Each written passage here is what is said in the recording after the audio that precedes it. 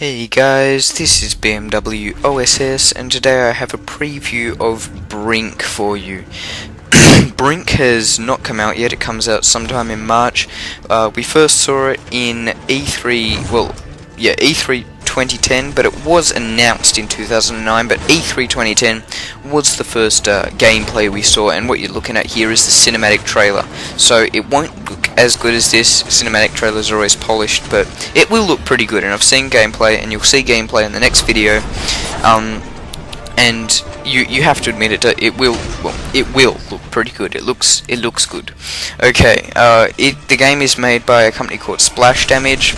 I don't know if you guys have heard of them before, but they made Quake Wars, if you've played that, and that was a pretty good game. So, and it's not like they're a new company who doesn't know what they're doing.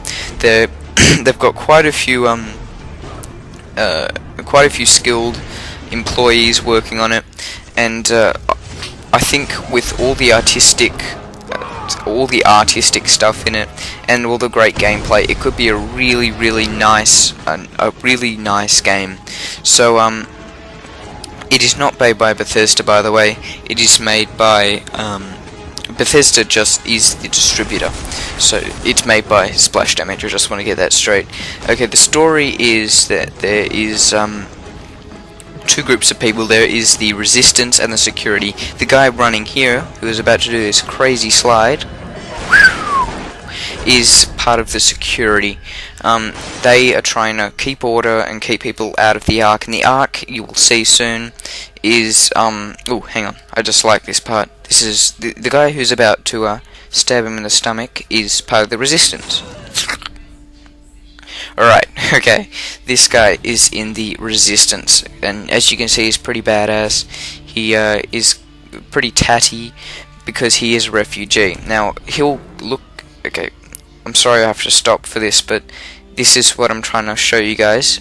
He'll be looking out onto the Ark. That, in the background, is the Ark, and that is what they're all fighting over. It's a floating city that is made to combat global warming. Global warming's already happened, and the seas have all risen, and the Ark is a city which is built to really, I suppose, house people who are displaced. But it seems that they only house the richer people. So all these other people in these sort of shanty container city areas. This is Container City, by the way. They're all displaced refugees, and they've developed their own group called the Resistance, and they're both trying to fight for the Ark. Now, so that's the story, and I think it'll be pretty engaging. Now, the next thing that I want to talk about was the merging the lines, and this is a line they're using a lot. It's merging the lines between offline and multiplayer, and I'm sorry guys, I've got a bad cough today. What they're trying to do is they're trying to have it optional to go online. So in most games, and I don't know what to compare it to, but I guess I'll compare it to something that most people know, to something that most people know of, COD. Okay, COD, if you play the campaign and you finish the campaign, you do not get any benefits in the multiplayer in terms of points or anything. You may be more skilled in the multiplayer, but you do not get any benefits. But what this is trying to do, you can play offline or online, and you'll still get points that are all merged together. So this you could be playing with bots, or all those other people, I think, could be humans. Like real people, like your friends, so you can go in with your friends, or you can go in with bots. This is a bold idea, but it could also go wrong, and what I'm worried about is that on games, people will play offline, yet they'll hack offline, so they'll be hacking the offline, and so that suddenly ruins it, because they can hack offline, they can get heaps of points, and then they are unstoppable online.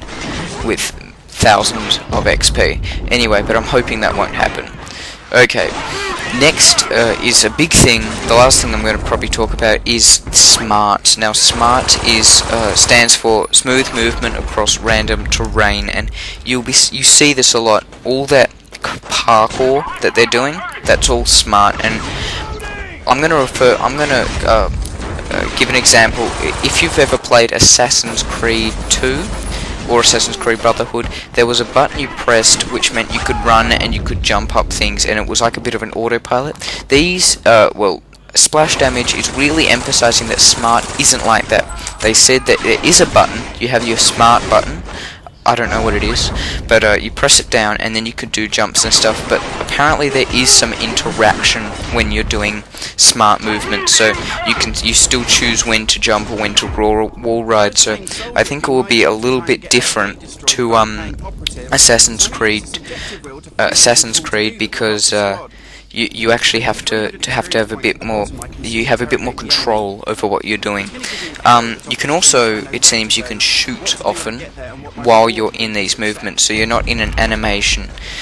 You're actually in a sort of a movement which you can interact with. So if you're sliding across something, you can fire while you're sliding.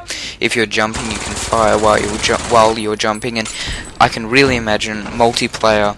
Heaps of people running around, launching themselves off buildings. I think this could be a really, really interesting game. Okay, thanks guys, and I also have to quickly say thank you to Machinima, because I am using their video, and I'm sorry guys that I'm doing that, but I could not find the video in anywhere else, so I guess I'll just have to say thanks to Machinima as well. Yep.